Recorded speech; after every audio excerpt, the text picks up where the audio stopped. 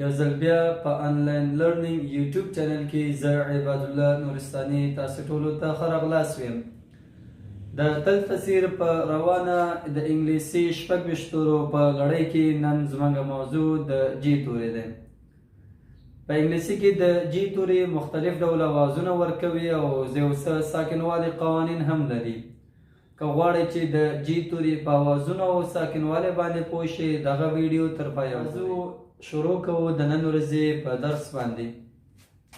په انګلیسي کې د جی توري مختلف ډوله اوازونه ورکوي. د مثال په ډول سره د جی توري ځینې لغتونو کې د ګ اواز ورکوي او په ځینې نورو لغتونو کې د ج اواز ورکوي. نو کله د جی توري د ګ او کله د ج اواز ورکوي، د دې لپاره موږ یو دوه ډېر ساده قوانین لرو.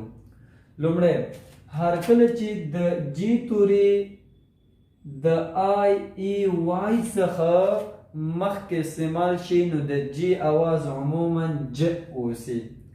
یعنی ج is pronounced as ج before آی ای وای.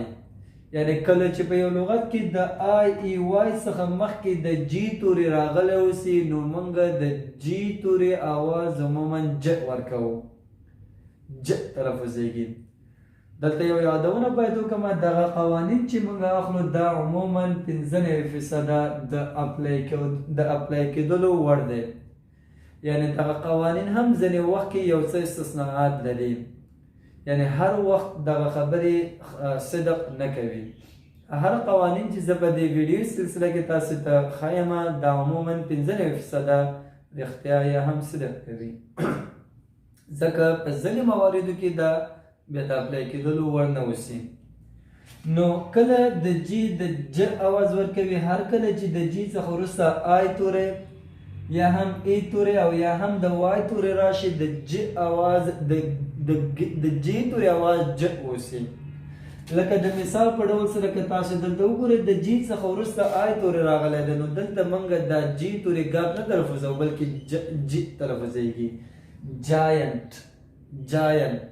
یا یو بل لغت د جی څخه وروسته آی توری راغلی دی، ریجډ، ریجډ، ریګډ نه ویل کېږي، ریجډ، ریجډ تلفظوي. ولې؟ ځکه چې وروسته ورنه د آی توری راغلی دی. یا یو بل لغت کې هر کله چې د جی څخه وروسته د ای توری راشي نو د جی توری اواز بیا هم ج ج اوسي. د مثال په ډول سره د جی څخه وروسته ای راغلی دی، دا موږ ګرمز نه ویو، جرمز، جرمز. یا یو بل لغت دی جنرل، جنرل، جنرل نه ویل کېږي، جنرل ویل کېږي. ولې؟ ځکه وروسته ورنه د ای توری راغلی دی. یا په درېیم قانون کې هر کله چې د جی څخه وروسته وای توری راشي بیا هم غږ د ج دی. د مثال په ډول سره د جی څخه وروسته وای توری انرژي، انرژي، انرژي نه ویل کېږي. یا فار ایگزامپل جیم، گیم نه جیم، جیم تلفظیږي.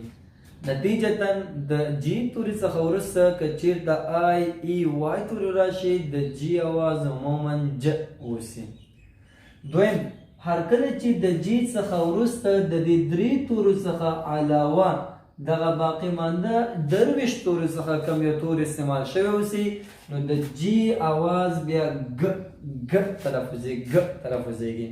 یعنی د آی ای وای څخه علاوه که بل هر تور استعمال شوی اوسي د جی څخه وروسته غږ به یې د گ ورکوي. د مثال په ډول سره د جی څخه وروسته موږ او استعمال کړی دی، چونکې او په دې دریو کې نشته نو په دې درویشتو کې حتما شته، ځکه د تورو څخه یو توری دی.